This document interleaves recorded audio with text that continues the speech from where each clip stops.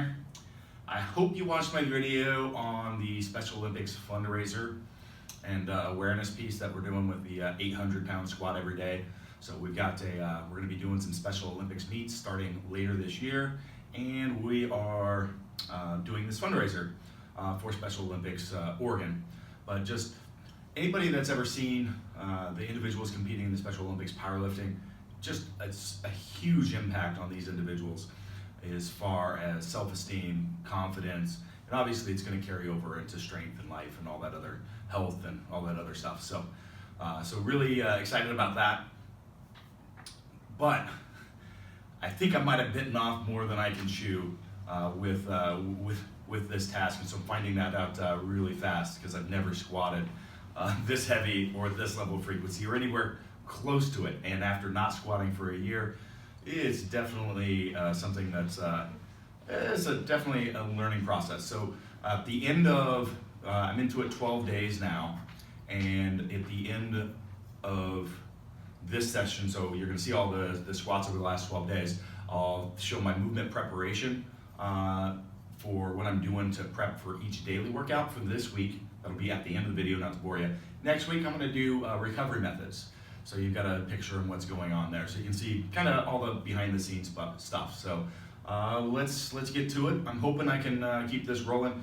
Like I said, I'm 12 days in. 14 days is like I know if I can get there, I believe I can get this finished. But the level of fatigue that's building up and whatnot is pretty big at this point, even though the weights are still moving pretty good.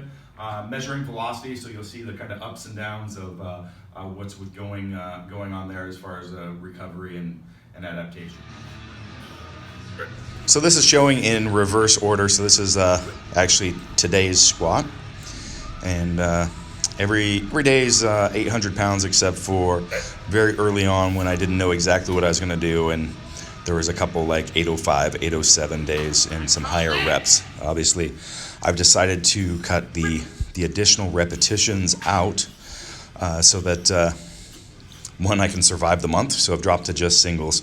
This was one of my slowest days possible, or over the last 12 days, and it's actually drifted. So I'd been drifting down almost entirely for an entire week, which is to be expected. I'm hoping today's bounce back is the kind of leveling out that I thought it was going to be.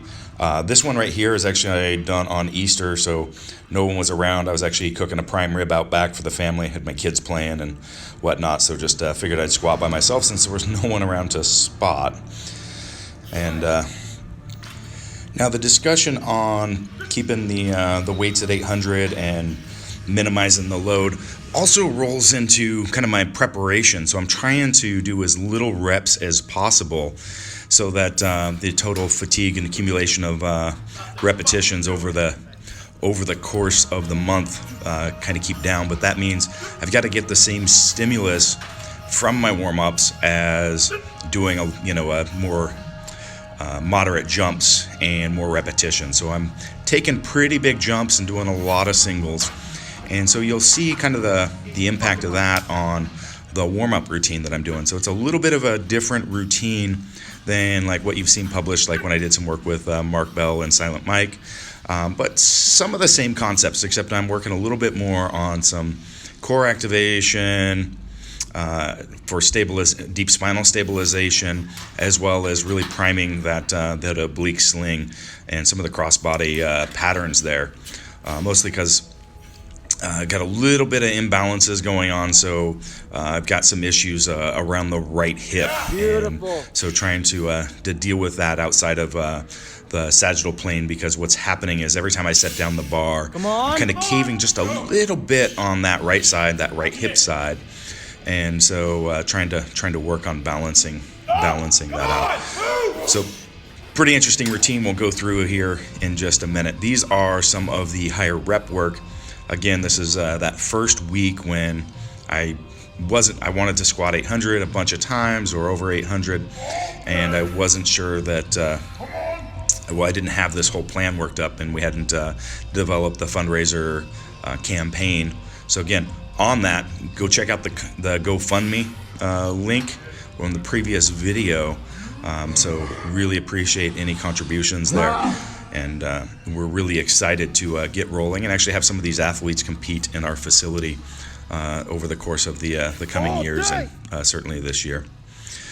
So this last one, so we're in day 2. Day 1 is actually in New Mexico at Iron Soul Gym, and then there was actually one day prior to that I squatted 750 for a triple in Phoenix, Arizona at Revolution Training. That was actually my first day back squatting heavy in a little over a year, and I was like, wow, shit, all right, this feels good. I love this. I forgot how much. And that's what got this whole thing started, is basically this gym lift there.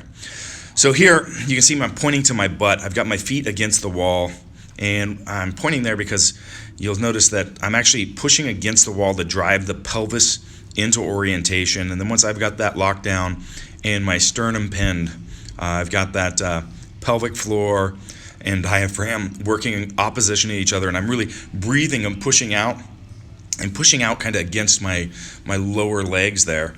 And then I use that boomstick, but you could use a 25-pound plate or kettlebell, or even do it without that. That's just challenging the overhead movement component. You shouldn't have any extension going on. That's definitely a fault. You don't want to move into that area, or any shakiness.